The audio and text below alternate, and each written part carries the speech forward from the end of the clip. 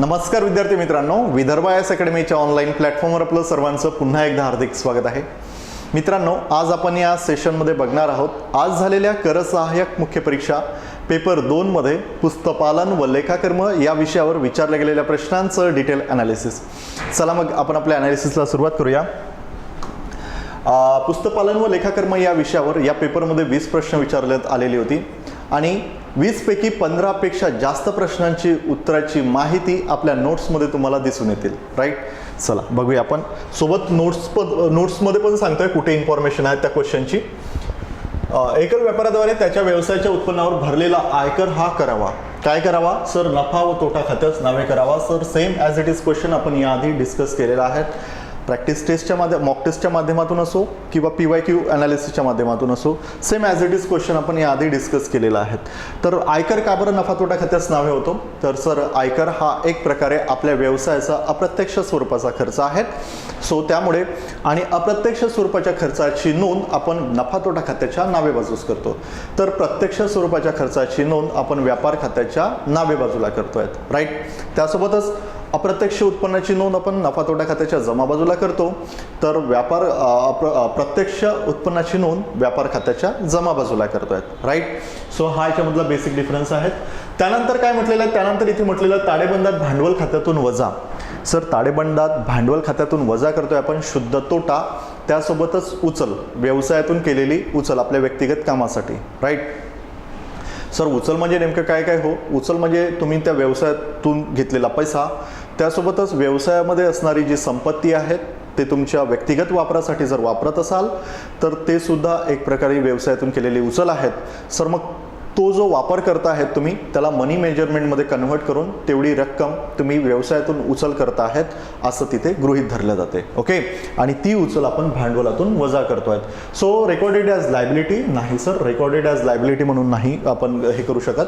ठीक आहे, का बरं? कारण लायबिलिटी जी असते ती आपल्या एक प्रकारे कर्ज स्वरूपात जे काही व्यवसायाला एक प्रकारे तिथून देणं असतं आपल्याला, व्यवसाय मालकाला म्हणा किंवा धनकोला म्हणा किंवा बँकिंग लोनला म्हणा. सो ते आपण रेकॉर्डेड ॲज लायबिलिटी करतोय. राईट, बँकेला लोन कर्ज स्वरूपात आपण जे घेतलेले पैसे कर्ज असतात सो ते सुद्धा आपल्याला रिटर्न करणं गरजेचं असतं, तर त्याला आपण लायबिलिटी म्हणतो. ओके, चला त्यानंतर काय म्हटलेलं आहे? द्विनोंद पद्धती व्यवसाय व्यवहाराबाबत पूर्ण लेखाकर्माची माहिती देते. ॲब्सोल्युटली राईट सर, त्याचा रेफरन्स आहे तुम्ही नोट्समध्ये. त्यानंतर द्विनोंद पद्धतीत फक्त वैयक्तिक व्यवहारांची पुस्तकात नोंद होते आणि अवैयक्तिक बाबी वगळल्या जातात. बघा इथे बिझनेस एंटिटी कन्सेप्ट आहेत आपली. हे स्टेटमेंट रॉंग आहेत बरं का. इथे बिझनेस एंटिटी कन्सेप्ट आहेत. बिझनेस एंटिटी कन्सेप्ट काय म्हणते की व्यवसाय आणि व्यवसाय मालकाचे जे व्यवहार आहेत हे स्वतंत्र आहेत. व्यवसायाच्या व्यवहाराची नोंद ही व्यवसायाच्या पुस्तकात केली जाईल, तर व्यवसाय मालकाची नोंद व्यवसायाच्या पुस्तकात केल्या जाणार नाही. सो त्या कारणामुळे याला बिझनेस एंटिटी कन्सेप्ट म्हटलं गेलं. बिझनेस एंटिटी कन्सेप्टच्या अंडरमध्ये आपण हे गोष्ट सांगू शकतो. सो त्यामुळे द्विनोंद पद्धतीत फक्त वैयक्तिक व्यवहारांची नोंद केल्या जात नाही सर, केवळ व्यवसायाच्या व्यवहाराची नोंद केल्या जातात. राईट, सो त्यामुळे बी स्टेटमेंट रॉंग आहेत. त्यानंतर द्विनोंद पद्धत अपूर्ण, चुकीची आणि अशास्त्रीय आहेत. सर हे स्टेटमेंट सुद्धा रॉंग आहेत. याबद्दलची इन्फॉर्मेशन मी तुम्हाला देतो आहे आपल्या नोट्सच्या माध्यमातून. हां राईट, ही आहेत आपली नोट्स सर. आणि इथे म्हटलेलं आहेत बघा, इथे स्पष्ट द्विनोंद पद्धतीचा एक स्पेशल चॅप्टर आहेत, त्यामध्ये सुद्धा तुम्ही रीड करून घ्याल. मला तुम्हाला एक गोष्ट इथे सांगायची होती. द्विनोंद पद्धत अचूक आणि सुयोग्य असल्याने या पद्धतीला मानांकन प्राप्त झालेले आहेत. राईट, सो हा रेफरन्स त्या क्वेश्चनसाठी पुरेसा आहे, त्या स्टेटमेंटसाठी पुरेसा आहे. त्यानंतर बाकीचे जे 2 स्टेटमेंट आहेत ते डबल एंट्री सिस्टीम नावाचा चॅप्टर आहेत आपल्या नोट्समध्ये, तिथून तुम्ही ते बघू शकाल. राईट, चला म्हणजे याचा आन्सर काय येईल? Answer option 1. ठीक आहे, पर्याय क्रमांक 1 राहील या प्रश्नाचं उत्तर. त्यानंतर बघूया आपण नेक्स्ट क्वेश्चन. हां बघा, कोणत्या देयासाठी फॉर विच पेमेंट्स पेटी कॅशबुक इज मेंटेन. राईट, अशा स्वरूपाचा क्वेश्चन आहेत आणि आपण एक्झामच्या बिलकुल 2 दिवसाआधी पेटी कॅशबुक डिस्कस केलेलं होतं. पेटी कॅशबुक का प्रिपेअर करावं लागतं ही गोष्ट मी तुम्हाला सांगितलेली होती. छोटे छोटे ट्रान्झॅक्शन असतात, छोट्या छोट्या अमाऊंटचे. सो त्यासाठी आपण एक पेटी कॅशबुक वापरतो आणि ज्याची काय ती वारंवारता जास्त, ज्याची फ्रिक्वेन्सी वारंवार होणाऱ्या व्यवहाराची नोंद आणि ते छोट्या स्वरूपात असतात, त्याच्यासाठी आपण पेटी कॅशबुक मेंटेन करतो. एक मेन अकाउंटंट जो आहे तो आपल्या असिस्टंट अकाउंटला काही रक्कम अग्रिम म्हणून देतो, ॲडव्हान्स म्हणून देतो, जेणेकरून त्या महिन्याचे व्यवहार त्या रकमेतून पूर्ण व्हावे. मग जे व्यवहार केल्या जातात त्या रकमेद्वारे, सो ते व्यवहाराची रेकॉर्डिंग त्या पेटी कॅशबुकमध्ये मेंटेन केल्या जाते सर. ठीक आहे. पेटी कॅशबुकचे 2 प्रकार आहेत, एक सिंपल पेटी कॅशबुक, एक ॲनालिटिकल पेटी कॅशबुक. राईट. एक साधे लघुरोग पुस्तक, एक विश्लेषणात्मक लघुरोग पुस्तक म्हणतो आपण त्याला. सो तर यामध्ये काय होतं की यामध्ये जे वारंवार व्यवहार घडून येतात त्याची नोंद आणि ते छोट्या रकमेची नोंद. राईट. छोट्या रक्कम त्यासोबतच वारंवार घडून येणारे व्यवहार त्याची नोंद आपण केवळ पेटी कॅशबुकमध्ये मेंटेन करतोय, रेकॉर्ड करतोय. राईट. म्हणजे याचा आन्सर काय येईल, लो फ्रिक्वेन्सी वॉटेवर तुम्ही एकदा जरी तो व्यवहार केला परंतु छोट्या रकमेचा आहे तरी त्याची नोंद आपल्या याच्यामध्ये केल्या जाते. त्यासोबतच small amount and high frequency. Right. Small amount and low frequency, small amount and high frequency, हे दोन्ही याचा आन्सर असायला पाहिजे. आन्सर ऑप्शन क्रमांक 3. ओके. चला, म्हणून बोथ स्टेटमेंट आर करेक्ट म्हटलं आहे ना. हां, होय, 4 correct. Right. High amount and frequency नाही सर. हाय अमाऊंटसाठी आपण स्पेशली आपलं मेन कॅशबुक आहेत आणि जो मेन अकाउंटंट आहे तो हँडल करतो आहे आणि तोच तिथे त्या मेन कॅशबुकमध्ये रेकॉर्ड करतो आहे. ओके. म्हणून आन्सर काय येणार, आन्सर येणार सर 3. नेक्स्ट क्वेश्चन बघूया. हां, खालीलपैकी कोणत्या त्रुटी 23 पत्रकाद्वारे उघड. हां, जे आपण क्वेश्चन डिस्कस केलेले हे ॲज इट इज तुम्हाला आपल्या नोट्समध्ये दिसून येतील. आता सांगायचं झाल्यास बघा, इथे तुम्हाला जर तुम्ही पेटी कॅशबुक वगैरे जर बघितलं तर त्याच्यामध्ये तुम्हाला दिसून येतील. सहाय्यक पुस्तकामध्ये आपलं पेटी कॅशबुक आहेत, लघुरोग पुस्तक म्हणतो आपण त्याला. राईट. सहाय्यक पुस्तकं म्हणजेच काय, एक प्रकारचा रोजकिर्दीचा विशेष रोजकिर्द त्याला म्हटलं गेलेला आहे, रोजकिर्दीचाच तो एक भाग आहे. त्या सहाय्यक पुस्तकामध्ये मुख्यत्वे रोख पुस्तक, त्यानंतर विक्री पुस्तक, त्यानंतर खरेदी पुस्तक, विक्री परत, खरेदी परत पुस्तकाचे जे उघडलेले जातात ते त्याच्यामध्ये तिथे उघडल्या जातात सहाय्यक पुस्तकामध्ये. राईट. हे बघा, प्राप्यपत्र, देवीपत्र, विशेष रोजकिर्द, सहाय्यक पुस्तके बघा. ठीक आहे. आणि यामध्ये तुम्हाला जे कॅशबुक दिलेलं आहे त्या कॅशबुकमध्ये बघा, सहाय्यक पुस्तकाचे एकूण 3 प्रकार पडतात पाहिजे होतं इथे. ठीक आहे. साधे रोख पुस्तक, रोख व बँक रकाने असलेले पुस्तक आणि रोख कसर व सूट रकाने असलेलं पुस्तक. ठीक आहे. त्यासोबतच इकडे तुम्हाला पेटी. हां, राईट. हे बघा, इथे काय म्हटलेलं आहे,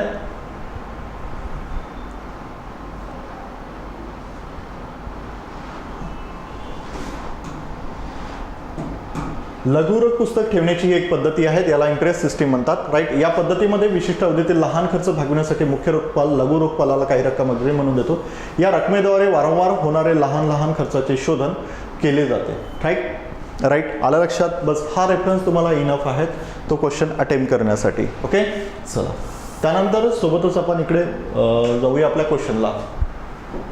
हा क्वेश्चन आपण नोट्समध्ये दिसून आलेला आहे तुम्हाला. त्यासोबतच हा क्वेश्चन सुद्धा नोट्समध्ये दिसून येतील. खालीलपैकी कोणत्या त्रुटी 23 पत्रकाद्वारे उघड केल्या जात नाहीत. म्हणजे 23 पत्रकाद्वारे आपण ते सांगू शकत नाही, कारण 23 पत्रक काय शो करतात, 23 पत्रक सर अरिथमॅटिकल ॲक्युरसी शो करतात.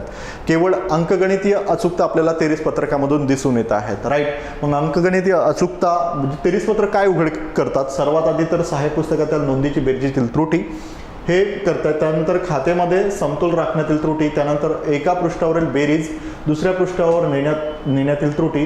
सो आपल्याला काय म्हटलेलं आहे, काय उघड केल्या जात नाहीत, तर ते आहेत सैद्धांतिक ज्या चुका असतात ते उघड केल्या जात नाहीत. म्हणजेच काय, error of principle accounting. Right. लेखाकर्म तत्वाच्या त्रुटी आहेत, हे उघड केल्या जाऊ शकत नाही सर. कशाद्वारे, 23 पत्रकाद्वारे. त्यामुळे या प्रश्नाचं उत्तर काय असणार, 4 असणार. आणि याआधी आपण हा प्रश्न डिस्कस केलेला आहे टेस्ट सिरीजच्या माध्यमातून, तुम्ही बघून घ्याल तिथे. राईट. तिथे मी डिरेक्टली अशा पद्धतीचा एक क्वेश्चन तुम्हाला टाकलेला होता. आणि आपल्या याच्यामध्ये सुद्धा नोट्समध्ये सुद्धा 23 पत्रकामध्ये ॲज इट इज तुम्हाला सांगितलेलं होतं की 23 पत्रकामधील कुठल्या गोष्टी 23 पत्रक उघड करू शकते आणि कुठल्या गोष्टीची उघड करू शकत नाही. बरोबर. म्हणजे तुम्हाला एक साधारणतः या नोट्समध्ये 20 पैकी एक 15 ते 17 क्वेश्चन तुम्हाला या नोट्समधून दिसून येतील. सो त्याच्यामुळे मी तुम्हाला सांगितलं होतं की एक 7-8 दिवसाआधीच तुम्हाला सांगितलेलं होतं की ही नोट्स एकदम रट्टा मारा या नोट्सवर, जेणेकरून आपले क्वेश्चन ॲज इट इज तुम्हाला तिथे अटेम्प्ट करता येईल. राईट, बघा हां इथे दिसून येईल तुम्हाला तेरजेवर खातेवहीच्या किंवा व्यवहाराच्या खालील चुकाचा कोणताही परिणाम होत नाही. तर ते आहेत सैद्धांतिक चुका. या सर्व चुका आहेत सर. संपूर्ण व्यवहाराचा विचार पडणे, दोन्ही बाजूला चुकीची रकमेची नोंद, चुकीच्या खात्यात खतावणी, भरपाईच्या चुका, मूळ पुस्तकातील चुकीच्या रकमेची नोंद आणि मूळ पुस्तकात 2 वेळा नोंद होणे. सो आपल्याला विचारलेलं तर सैद्धांतिक चूक तिथे दिसून येते sir. Error of principle accounting. Right, आणि इथे जर का तुम्ही बघितलं तर कुठल्या नोंदी इथे उघड होऊ शकतात. राईट, हां बघा तेरीस पत्रक खातेवहीतील खालील चुका शोधून काढते किंवा तेरीजेवर परिणाम करणाऱ्या चुका. व्यवहाराचा अंशतः विसर पडणे, एका बाजूवर चुकीच्या रकमेची खतावणी करणे, चुकीच्या बाजूवर खतावणी, बेरजेतील किंवा शिल्लकेतील चुका, जे आपण म्हटलेलं होतं की सहाय्यक पुस्तकाच्या बेरजेतील चुका वगैरे, खात्याच्या शिल्लक तेरजेत समाविष्ट न करणे, एकाच खात्यावर 2दा खतावणी करणे, या सर्व बाबी 23 पत्रक उघड करते. तर अकाउंटिंग प्रिन्सिपल जे आहेत, एरर ऑफ अकाउंटिंग प्रिन्सिपल, यामध्ये ती उघड करू शकत नाही. Error of principle account. Right, sir म्हणजे आन्सर काय असणार? आन्सर असणार सर आपल्या याचं 4. त्यानंतर दिसून येत आहेत खालीलपैकी कोणते खाते हे व्यक्तिगत खाते नाही आहेत. राईट, सर्वात आधी तुम्हाला व्यक्तिगत खात्याचे 3 प्रकार पडतात. व्यक्तिगत खाते नेमकं काय आहेत सर? व्यक्तिगत खात्याचा नियम मी तुम्हाला सांगितलेला होता. लाभ देणाऱ्याचे खाते नावे करा, लाभ घेणाऱ्याच्या खात्याला जमा करा. लाभ घेणाऱ्याचे खाते नावे करा, लाभ देणाऱ्याच्या खात्याला debit the receiver, credit the giver इंग्लिशमध्ये सांगायचं झाल्यास. आणि व्यक्तिगत खात्याचे सर 3 भाग पडतात. एक नैसर्गिक, ज्याला आपण नॅचरल अकाउंट म्हणतो, यामध्ये कॅपिटल वगैरे या सर्व गोष्टी इन्क्लुडेड असतात. कॅपिटल पर्सनचे जे नावं असतात त्या गोष्टी इन्क्लुडेड असतात. त्यासोबतच एक आर्टिफिशियल, ज्याला आपण कृत्रिम खाते म्हणतो. ज्या संस्था असतात ज्या कायद्याद्वारे इस्टॅब्लिश झालेल्या असतात त्याला कृत्रिम व्यक्तिगत खाते म्हटलं जातं. व्यक्तिगत खात्याच्या अंडरमध्ये त्याचं आपण अकाउंटिंग प्रिपेअर करतो. त्यानंतर एक प्रातिनिधिक स्वरूपाचं खातं, प्रातिनिधिक, ठीक आहे, याला आपण रिप्रेझेंटेटिव्ह अकाउंटिंग म्हणतोय. Right, representative accounting. आणि या रिप्रेझेंटेटिव्ह अकाउंटिंगमध्ये सर कुठल्या कुठल्या नोंदी केल्या जातात, कुठल्या अकाउंट ओपन केल्या जातात?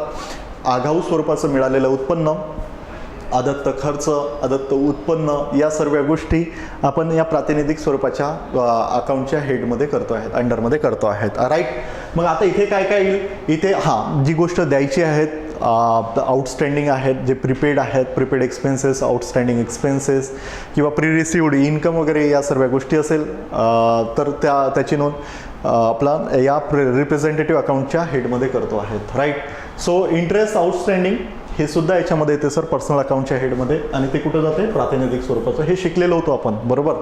त्याच्यानंतर इंटरेस्ट प्रीपेड हे सुद्धा त्यामध्ये येईल सर. त्यानंतर interest received in advance, right, pre received income म्हणतोय आपण याला. त्यानंतर इंटरेस्ट पेड जे दिलेलं आहेत याची नोंद आपण इथे करणार नाहीत. हे जाते नॉमिनल अकाउंटमध्ये. एक प्रकारचा त्याला खर्च म्हटलं जाते आहेत. आणि खर्चाची नोंद आपण कुठे करतो आहे? हो, नॉमिनल अकाउंटच्या हेडमध्ये करतो आहेत. राईट, नॉमिनल अकाउंटचा काय फॉर्म्युला आहे? नॉमिनल अकाउंटचा फॉर्म्युला असा आहे sir, expenses and losses account debit to income and gain account credit. खर्च तसेच तोट्याची खाती नावे करा, उत्पन्न तसेच लाभाची खाती जमा करा. बरोबर. आणि हे काय इंटरेस्ट पेड जो आहे, हा जो आपण व्याज दिलेले आहेत, हे एक प्रकारचा खर्च आहे. सो त्याच्यामुळे ते जाते आहेत आपल्या नॉमिनल अकाउंटच्या अंडरमध्ये.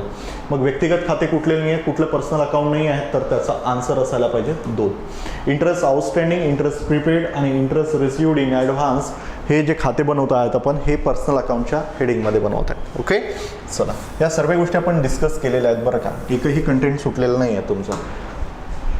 त्यानंतर बघा, त्यानंतर इथे काय म्हटलेलं आहे? ₹80,000 बाजार मूल्य असलेली मालमत्ता 50,000ला खरेदी केली. खालीलपैकी कोणत्या संकल्पनेनुसार हिशोबाच्या पुस्तकात तिची नोंद 50,000 अशी करण्यात येईल? सर, ज्या काही आपण पुस्तकपालन लेखाक्रमाच्या ज्या कन्सेप्ट शिकलेलो होतो त्यामध्ये मी तुम्हाला सांगितलेलं होतं व्हॅल्युएशन की ऑर कॉस्ट कन्सेप्ट ज्याला म्हणतो आपण, किंमत संकल्पना वगैरे म्हणतो आपण त्याला, किंवा मूल्य संकल्पना सुद्धा म्हटल्या जाते त्या गोष्टीला. तर कॉस्ट कन्सेप्ट काय सांगते की तुम्ही व्यवसायासाठी ज्या दराने जमीन घेतलेली असेल आणि ज्या दराने तुम्ही खरेदी केलेली जमीन असेल आणि सध्या 5 वर्षापूर्वी वॉट एव्हर तुम्ही 1 लाखाला ती जमीन खरेदी केली, परंतु आज तिचे मार्केट व्हॅल्यू 2 लाख आहेत, तर तुम्हाला अकाउंटमध्ये जेव्हा अकाउंट तुम्ही प्रिपेअर करताय त्या केसमध्ये तुम्हाला तुमच्या संपत्तीची जी व्हॅल्युएशन करायची असेल तर ते 1 लाखच करावं लागेल. ज्या दराने तुम्ही संपत्तीची खरेदी केली त्याच दराने तेच रक्कम तुम्हाला तुमच्या खात्यामध्ये लिहावं लागेल, रेकॉर्ड करावं लागेल. राईट. म्हणून इथे काय येणार, इथे काय म्हटलेलं आहे, 80,000 बाजार मूल्य असलेली मालमत्ता 50,000ला खरेदी केली. खालीलपैकी कोणत्या संकल्पनेनुसार हिशोबाच्या पुस्तकात तिची नोंद 50,000 अशी करण्यात येईल, तर ती आहे कॉस्ट कन्सेप्ट. कॉस्ट कन्सेप्टच्या आधारे तुम्ही ज्या दराने ती जमीन खरेदी केलेली आहे, ज्या दराने ते यंत्र खरेदी केलेलं आहे, ज्या दराने तुमची बिल्डिंगला तुमचे कॉस्ट लागलेले आहेत, सो जेवढे पैसे लागलेले आहेत त्याची नोंद तेवढ्याच पैशाची नोंद आपण कॉस्ट कन्सेप्टमध्ये घेतोय. मनी मेजरमेंट कन्सेप्टमध्ये जे मी तुम्हाला सांगितलेलं होतं की व्यवसायाच्या बिल्डिंगमध्ये जर तुम्ही राहत असाल ते राहण्याचं जे भाडं आहे त्याचं व्हॅल्युएशन तुमच्या पैशामध्ये करून तेवढी रक्कम तुम्ही उचल म्हणून केलेली आहेत असं आपण भांडवलातून वजा करतो आहे. राईट. सो ते जाते मनी मेजरमेंट कन्सेप्टमध्ये. ड्युअल ॲस्पेक्टमध्ये प्रत्येक व्यवहाराचे 2 पैलू असतात, 2 परिणाम होतात, एक डेबिट होतं तर दुसरं क्रेडिट होतं आणि त्यानंतर ऑल ऑफ द अबोव तर येणार असते. राईट. चल त्यानंतर बघा, संपत्ती विकून झालेला नफा हा आहे, काय आहे तो आहे sir non operating profit. Non operating profit जे आहेत त्याला काय म्हणतो आपण, संपत्ती जर आपल्याकडची विकल्या गेली तर त्याला म्हटलं गेलेलं आहे नॉन ऑपरेटिंग प्रॉफिट, अपरिचालन नफा. मी याचा रेफरन्स देतोय तुम्हाला, बघा हे पण तुम्हाला ॲज इट इज दिसेल. तर प्रत्येक क्वेश्चनचा रेफरन्स इथे देणं शक्य नाही आहे, परंतु मॅक्सिमम क्वेश्चन तुम्हाला याच्यामधून नोट्समधून दिसेल.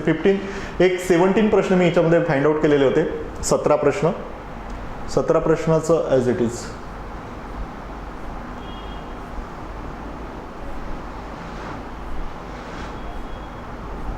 आणि ज्यांनी ही नोट्स व्यवस्थित वाचली आहेत ना त्याचे मस्तपैकी अटेम्प्ट झालेले आहेत क्वेश्चन. इव्हन तुम्ही 3 क्वेश्चनचं सुद्धा लॉजिक लागलं गेलेलं असेल तुमच्याकडनं, जी आपण जर्नल एंट्रीज वगैरेचा जो भाग आहे त्याच्यामध्ये विचारण्यात आलेला तो सुद्धा ॲज इट इज आपण डिस्कस केलेला होता, लेक्चरमध्येही डिस्कस केलेला होता, त्यासोबतच आपल्या यामध्ये सुद्धा डिस्कस केलेला होता.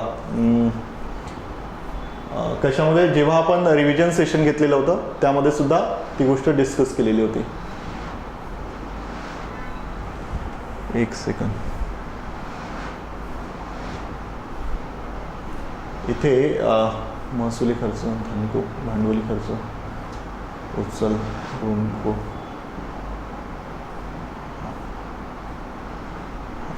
हे बघा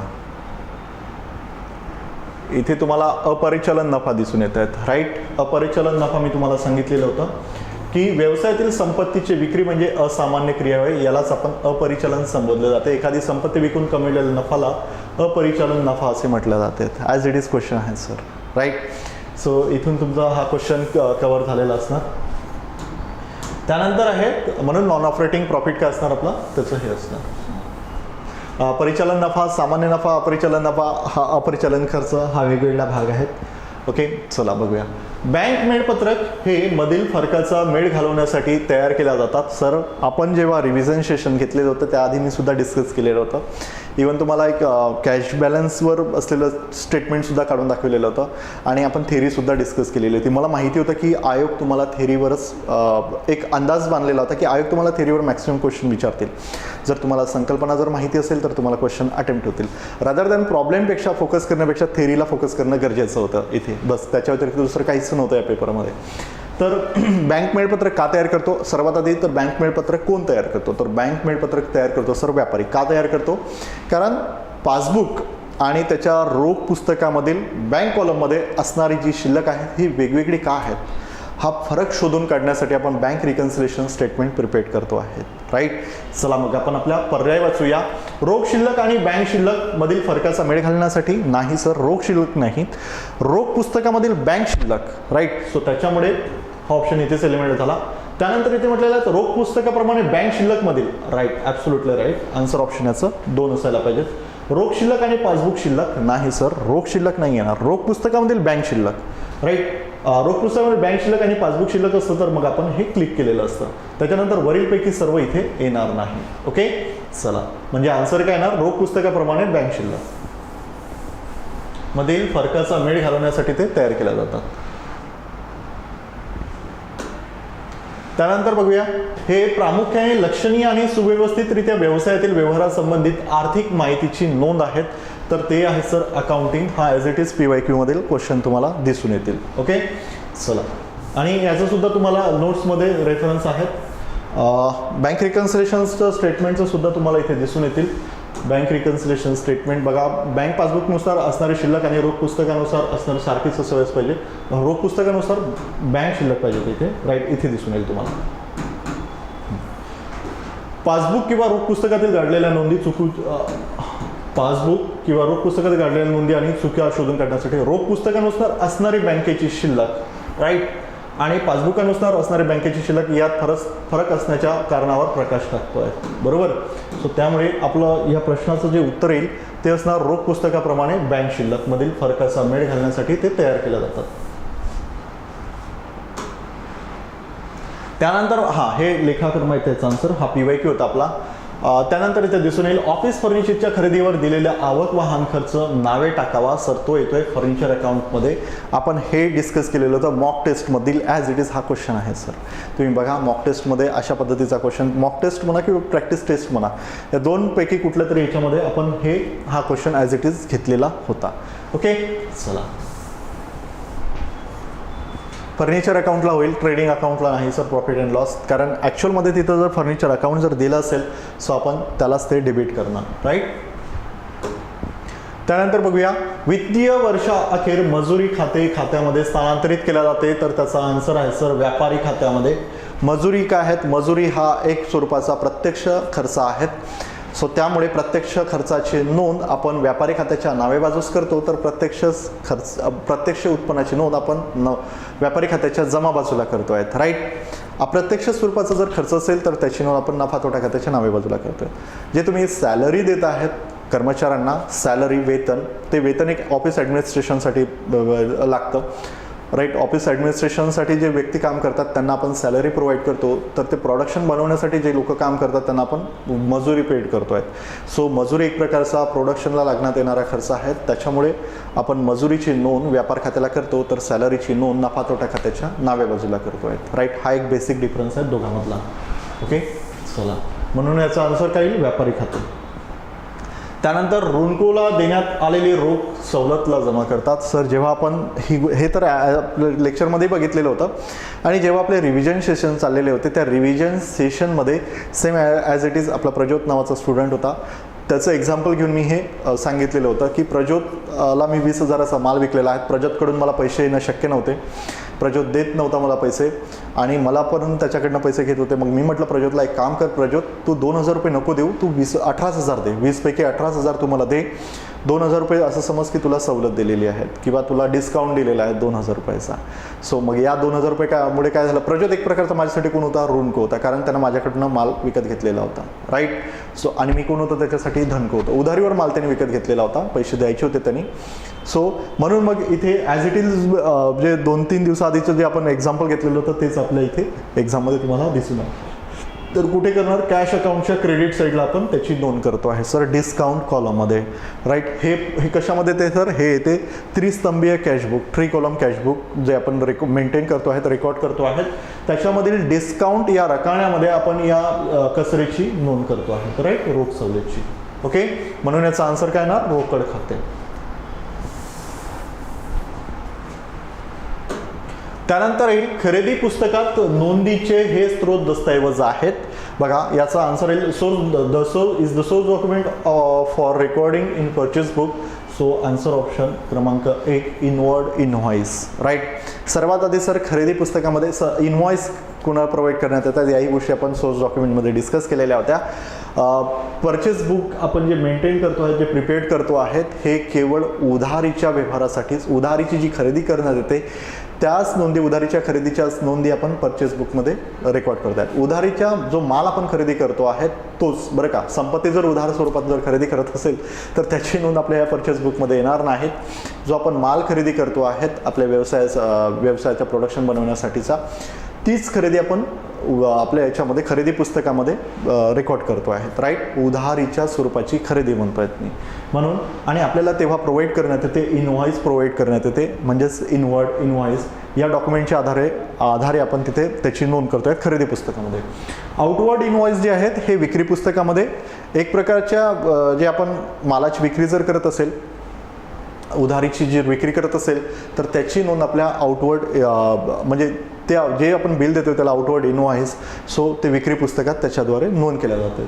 त्यानंतर कॅश मेमो आणि वाउचर या ज्या गोष्टी आहेत याच्या हे जे सोर्स डॉक्युमेंट म्हणून काम करतायत, हे आपण रोख पुस्तकामध्ये ज्या नोंदी करतो आहेत याच्या आधारे आपण त्याच्यामध्ये नोंदी करतो आहे. ओके, चला. म्हणून याचा आन्सर काय येईल? आन्सर येईल सर आवक चलन. बघा हे सुद्धा तुम्हाला याच्यामध्ये दिसून येईल, ज्याला आपण इनवर्ड इनव्हॉइस म्हटलेलं होतं. हेच आहे ना? येस.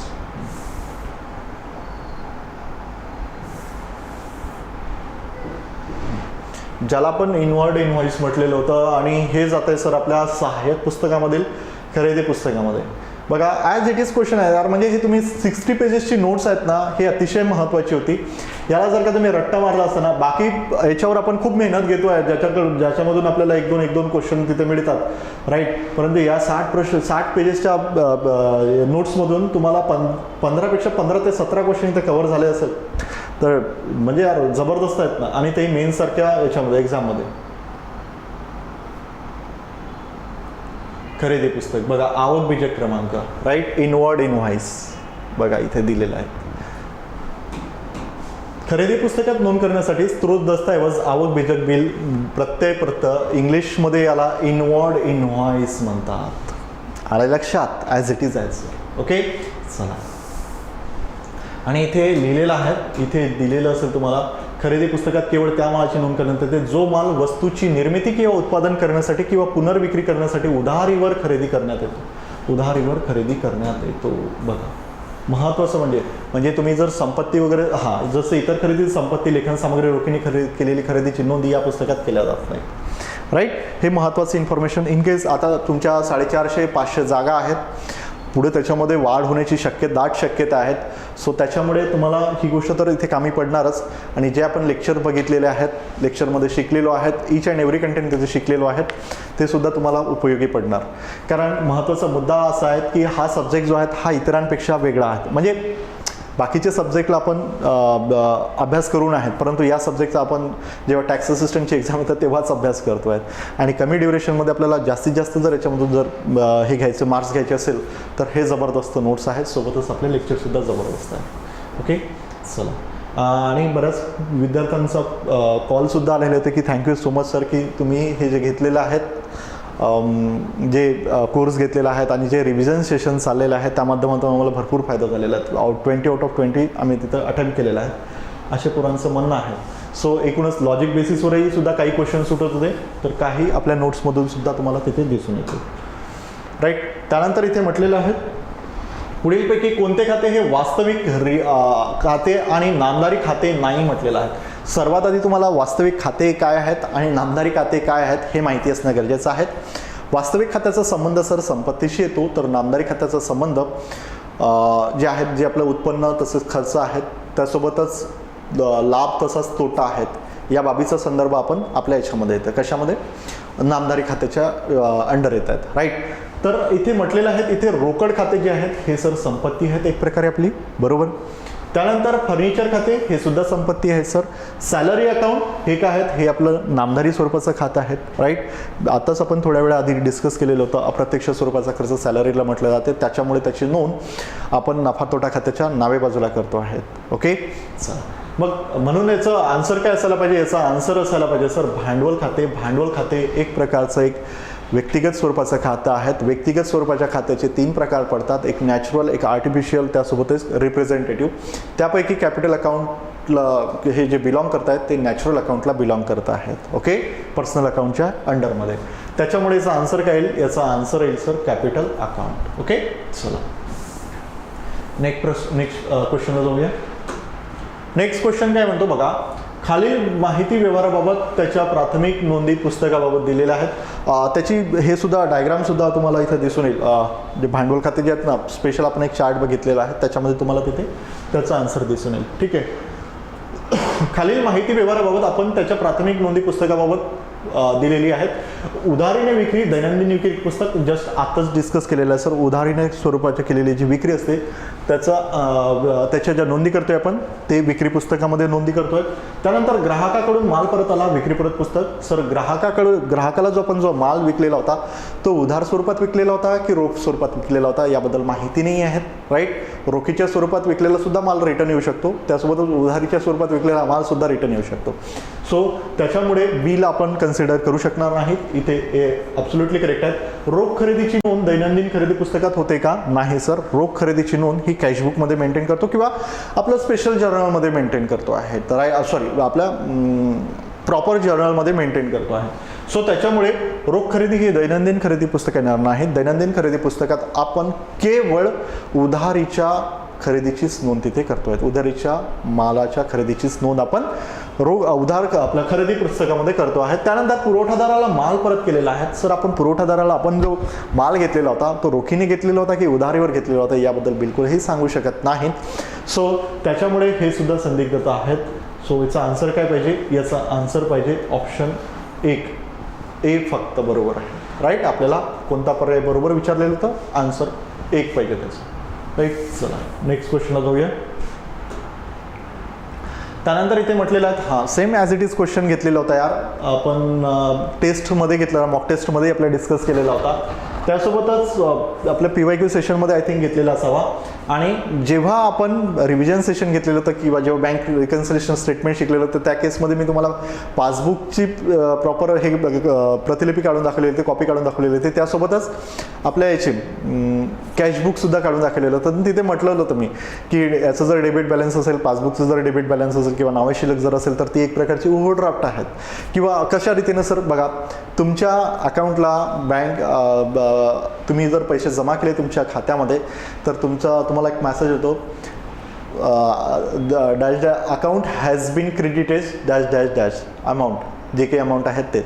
आणि अकाउंट हॅज बीन डेबिटेड, तुम्ही जर खर्च करत असाल तुमच्या फोनपे थ्रू फोनपे यूज करून तर तुम्हाला मेसेज येतो आहे sir your account has been debited, right. म्हणजेच काय होतं पैसे डिक्रीज होत आहे आपले. आणि इथे म्हटलेलं आहे बँक ओव्हरड्राफ्ट म्हणजे एक प्रकारचं काय असतं, एक प्रकारचं ओव्हरड्राफ्ट म्हणजे काय असतं की एक प्रकारचं बँकेने दिलेलं कर्ज असतं अल्प कालावधीसाठी तात्पुरत्या स्वरूपात. आणि हे कोणाला मिळतं? हे फक्त करंट अकाउंट होल्डरला मिळतं. करंट अकाउंट कोण ओपन करू शकतं? व्यापारी ओपन करू शकतात, राईट. ज्याचे डेली ट्रान्झॅक्शन आहेत जसं की पेट्रोल पंप वगैरे. ओके, म्हणून बँक ओव्हरड्राफ्ट म्हणजे पासबुकानुसार कुठली शिल्लक होईल तर ती असते सर नावे शिल्लक, डेबिट शिल्लक. हा क्वेश्चन ॲज इट इज आपण डिस्कस केलेला होता. त्यासोबतच याची जी गोष्ट आहे तुम्हाला आपल्या याच्यामध्ये दिसून येईल बँक रिकन्सिलेशन स्टेटमेंटमध्ये व्यवस्थित बघून घ्याल, ठीक आहे. कुठेतरी याची नोंद आहे. हां बघा पासबुकाची नावे शिल्लक इथे दिसून येईल. पासबुकाची नावे बाकी म्हणजेच ओव्हरड्राफ्ट बघा इथे ॲज इट इज आहेत सर. ओके चला ठीक आहे. त्यामुळे इथला या नोट्समधला एकूण एक शब्द महत्त्वाचा होता तुमच्यासाठी आणि त्याला बिलकुल रट्टा मारण्यासारखी ही नोट्स होती. त्यानंतर बघूया आपल्या जेव्हा मालाची बांधणी आदेशानुसार विशेष मार्गाने केली जाते तेव्हा त्या खर्चाची नोंद या ठिकाणी केली जाते. When goods have been packed in a special way to comply with order this would be charge to sir ते येईल आपल्या ट्रेडिंग अकाउंटला, राईट. काय बरं सर प्रोडक्शन जे आपण उत्पादन बनवतो आहेत, जे आपण उत्पादनावर जे आपण खर्च करतो आहेत उत्पादन बनवण्यासाठी प्रत्यक्ष स्वरूपाच्या खर्चाची नोंद ही केवळ व्यापार खात्याच्या नावे बाजूला होते सर. सो त्यामुळे याचं आन्सर ट्रेडिंग अकाउंट असायला हवं. ओके चला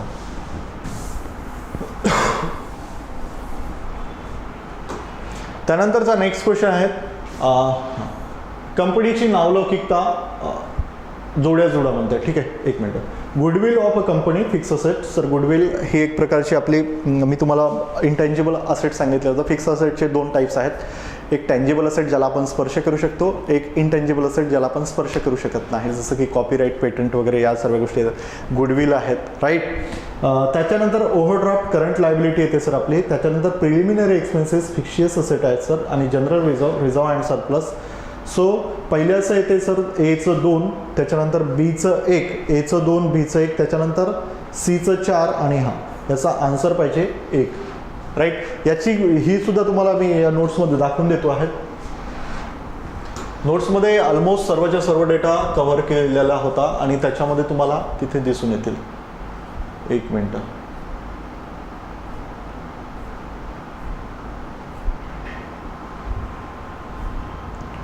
लेखांकनाकरता दस्तऐवज, ओके. अमूर्त संपत्ती बघा, हे आपण आपलं natural account, artificial account, representative account वगैरे इथे सांगितलेलं होतं मी तुम्हाला, राईट. आणि इथे आपल्या कन्सेप्ट्स आहेत, बरोबर. कन्सेप्टसुद्धा तुम्हाला इथे दिसून येईल बघा. कॉस्ट कन्सेप्ट जी आपण डिस्कस केलेली होती, संपत्ती खरेदी करतेवेळी जी रक्कम दिली जाते तेव्हा लेखापुस्तकामध्ये त्याच रक्कम नोंद केली जाते. ॲज इट इज आहेत. कुठेच आपल्याला याच्या व्यतिरिक्त काही वेगळं आगळं करण्याची काही गरज भासत नाही मला असं वाटते. परंतु व्हॅल्यू एडिशनसाठी तुम्ही इतरही पुस्तकं वाचू शकता. आणि ही रिव्हिजनसाठी जबरदस्त नोट्स आहेत बरं का.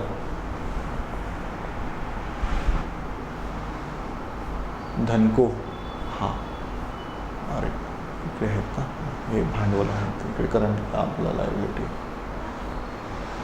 बघा बघा बघा बघा इथे बघा, स्थिर संपत्ती तुम्हाला दिसून येईल बघा. स्थिर संपत्तीचे 2 भाग पडलेले होते आपल्या, टँजिबल, इंटेंजिबल. आणि इथे म्हटलेलं होतं ख्याती, ज्याला आपण गुडविल म्हणतो आहे, ओके. त्यानंतर आणखी काय होतं, आणखी फिक्शियस असेट, आपली काल्पनिक संपत्ती. काल्पनिक संपत्ती प्रारंभिक खर्च म्हटलेलं होतं ना आपला, हा बघा प्रारंभिक खर्च सुद्धा तुम्हाला इथं दिसून येतील, प्रारंभिक खर्च, ओके. बँक ओव्हरड्राफ्ट ही आपली करंट लायबिलिटी आहे, ते सुद्धा आपण डिस्कस केलेलं आहे, राईट. चला, म्हणजे हे तुम्हाला रेफरन्स इथे दिसून येईल. बाकी हे रिझर्व्ह फंड सुद्धा तुम्हाला दिसून येईल.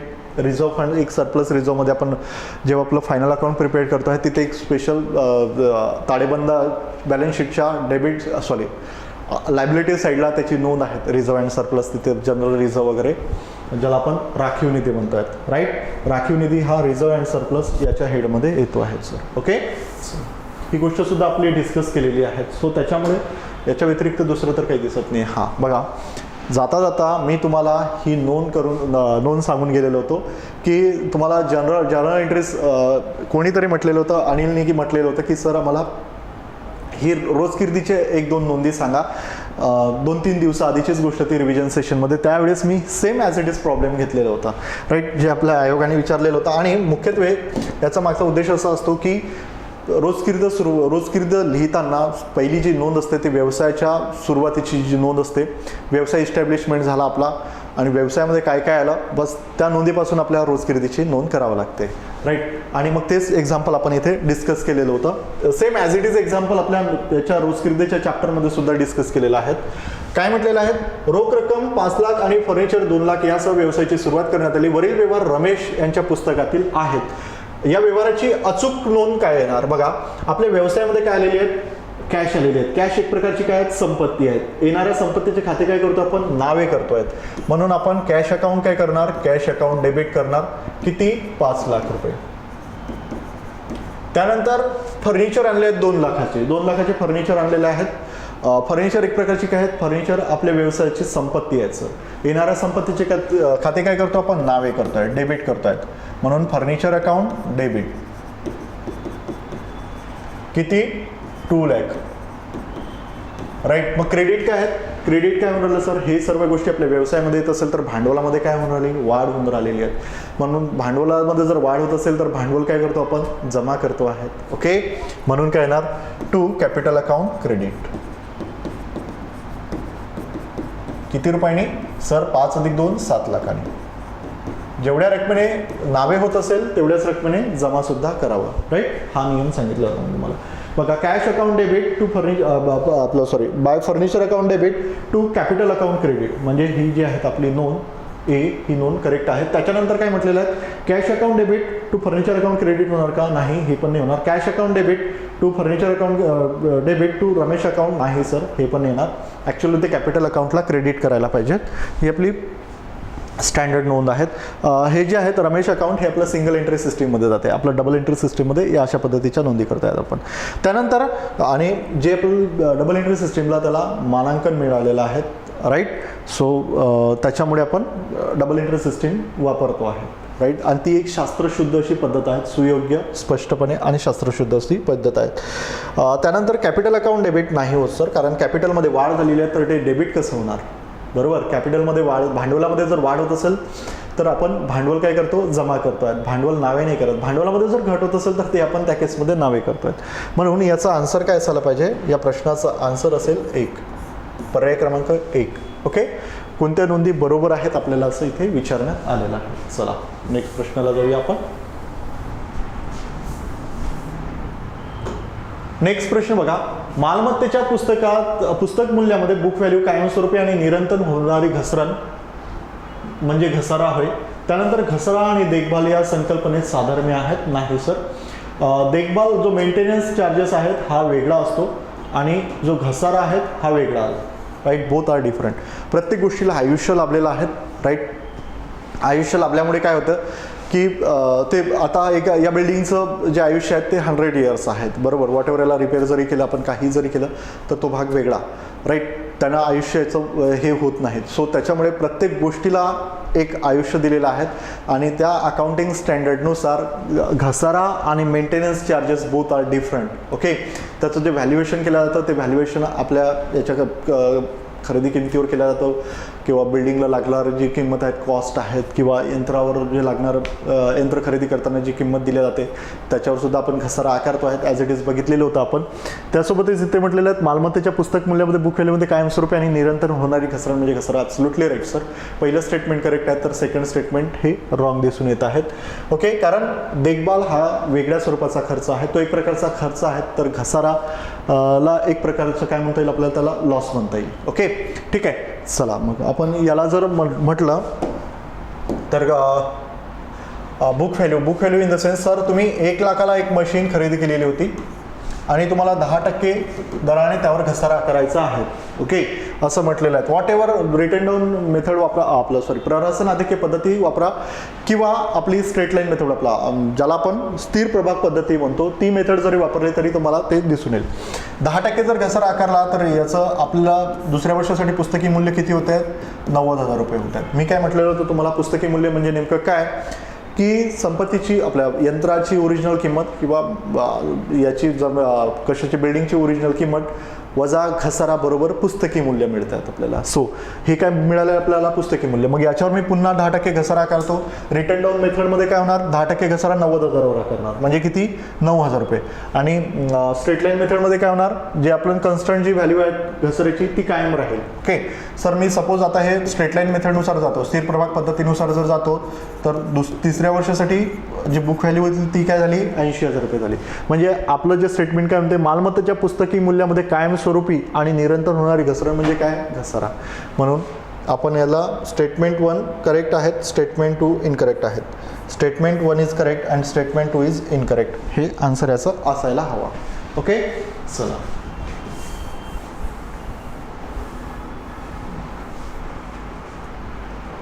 ठीक आहे. हां चला, अशा पद्धतीचं आपलं हे ॲनालिसिस होतं सर. हे सुद्धा तुम्हाला आपल्या घसारामध्ये दिसून येतील. ठीक आहे. ही गोष्टसुद्धा तुम्हाला घसाऱ्यामध्ये दिसून येतील. तो चॅप्टर व्यवस्थित रीड करा. जी नोट्स दिलेली आहेत ते एक 60 टू 63 पेजेसची नोट्स असावी. त्याच्यामधून ऑलमोस्ट नियर अबाउट सर 15 ते 17 क्वेश्चन तुम्हाला तिथे दिसून येतील. त्यासोबतच जे प्रॉब्लेम्स बघितलेले आहेत ते आपण रिव्हिजन सेशनमध्ये आपल्या बघितलेलं होतं आपल्या ॲपवर. त्याच्यामध्ये मी तुम्हाला सांगितलेलं होतं की त्याच्यामध्ये आपण बँक रिकन्सिलेशन स्टेटमेंटचा प्रॉब्लेम डिस्कस केलेला होता. त्यानंतर एक डेप्रिसिएशन बेसिसवरचा प्रॉब्लेम डिस्कस केलेला होता. त्यानंतर एक जर्नल एंट्रीज जी आपण पेपरमध्ये दिसून आलेली आहेत तशाच पद्धतीच व्हॅल्यू जर चेंज केली तर जी जर्नल एंट्रीज आहे तीच आपण तिथे डिस्कस केलेली होती. ओके. सोबतच कोर्समध्ये सुद्धा चांगल्या रीतीनुसार डिस्कशन घेतलेलं होतं. आणि मी जे शिकवलेलं आहे कोर्समध्ये हे एक्झाम ओरिएंटेडनंच शिकवलेलं आहे. फालतूचं भारूड काही त्याच्यामध्ये घेतलेलं नाही आहेत. आपल्याला काही चार्टर्ड अकाउंटंट बनायचं नाही आहेत किंवा एकदम अकाउंटचा मास्टर वगैरे नाही व्हायचं आहे. तिथे जे एक्झामला लागतं तेवढ्याच गोष्टी मी तुम्हाला प्रोव्हाइड केलेल्या होत्या. या व्यतिरिक्त दुसरं त्याच्यामध्ये काहीच नव्हतं. कारण मला माहिती आहे की एक्झाम ॲप्रोचनीच आपण जर अभ्यास केला तर आपली एक्झाम क्लिअर होते. नॉलेज नॉलेज अप्रोचने जर म्हटलं तर नॉलेजसाठी तर मग भरपूर गोष्टी आहेत, राईट. अकाउंटिंग स्टँडर्ड जर इथे 10-12 जे अकाउंटिंग स्टँडर्ड दिलेले आहेत तेच 50 ते 51 होत्या मला IPCCला. मग ते जर इथं सांगतो म्हटलं तर मग आपलं तर हेच नाही होणार, राईट. सिलेबसच नाही संपणार, कंप्लीट नाही होणार. इतर सब्जेक्ट राहिल्याच बाजूला, मग याच सब्जेक्टला घेऊन बसावं लागणार. सो म्हणून कमीत कमी वेळेत मॅक्सिमम क्वेश्चन, मॅक्सिमम मार्क्स कसे घेता येईल या अप्रोचने आपला कोर्स होता आणि त्याच अप्रोचने आपण नोट्स फ्रेम केलेली होती. सो त्यामुळे या नोट्सचा आणि कोर्सचा खूप सारा फायदा तुम्हाला झालेला असेल तिथे. आणि तुम्हाला तुमच्या निकालासाठी खूप खूप शुभेच्छा. त्यासोबतच होणाऱ्या तुमच्या कंबाईन ग्रुप बी आहेत, त्याच्यानंतर कंबाईन ग्रुप सी आहेत, तिथेसुद्धा टॅक्स असिस्टंटच्या भरपूर साऱ्या वॅकन्सीज आहेत. सो त्याचाही चांगला अभ्यास करा, राईट. कंबाईन ग्रुप बीचा चांगला अभ्यास करा. या एक्झाममध्ये तर तुम्ही सिलेक्ट व्हाल, तुमचा पेपर अटेम्प्ट चांगला असेलच बिलकुल, कारण पेपरही व्यवस्थित होता आणि अकाउंटची चांगली रीतीने तयारी केलेली असेल तर तुम्ही बिलकुल मेरिट लिस्टमध्ये कुठेतरी वरच्या स्थानावर असणार. ओके, चला, ऑल द बेस्ट. तुम्हाला पुढील परीक्षेसाठी खूप खूप शुभेच्छा.